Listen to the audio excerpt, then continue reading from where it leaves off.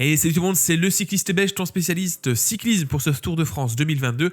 Aujourd'hui, on se retrouve pour la 10e étape, une étape courte, 148 km, qui est classée comme vallonnée, mais vous allez le voir, elle est plutôt montagneuse. Nous quitterons donc Morzine, les portes du soleil, pour arriver à Megève avec 4 difficultés pour le maillot à pois et un sprint intermédiaire qui vient très tard dans la course. Cela a une incidence sur la physionomie. Je vois une échappée avec à l'intérieur de cette échappée Wout van Aert, l'actuel maillot vert, tout simplement parce qu'il va avoir envie d'aller chercher à nouveau des points pour conforter son maillot.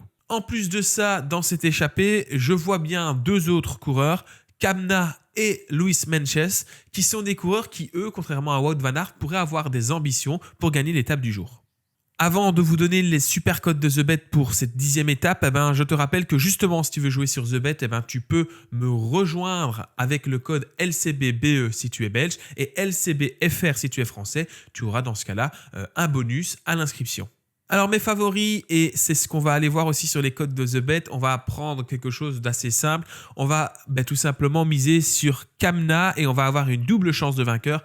Kamna et Tadej Pogačar, on sait bien que le Slovène est très gourmand, donc on n'est pas à l'abri d'une accélération dans le dernier col de presque 20 km pour attraper tout le monde. Tadej Pogačar, Lennard, Kamna, c'est une cote à 3,5. Alors il y a un autre coureur qui aime bien les étapes vallonnées et dont l'équipe a besoin d'une première victoire sur le Tour de France, c'est tout simplement Luis Meintjes, le coureur sud-africain de Intermarché ou Anti-Groupe Gobert, qui aura à cœur de probablement prendre l'échappée, pourquoi pas, aller chercher une victoire au sommet du dernier col. C'est pour ça que je vous propose la jolie cote de 45 pour Luis Meintjes qui fait un top 3. Allez, on se retrouve demain pour une nouvelle analyse de ce Tour de France. Salut, salut!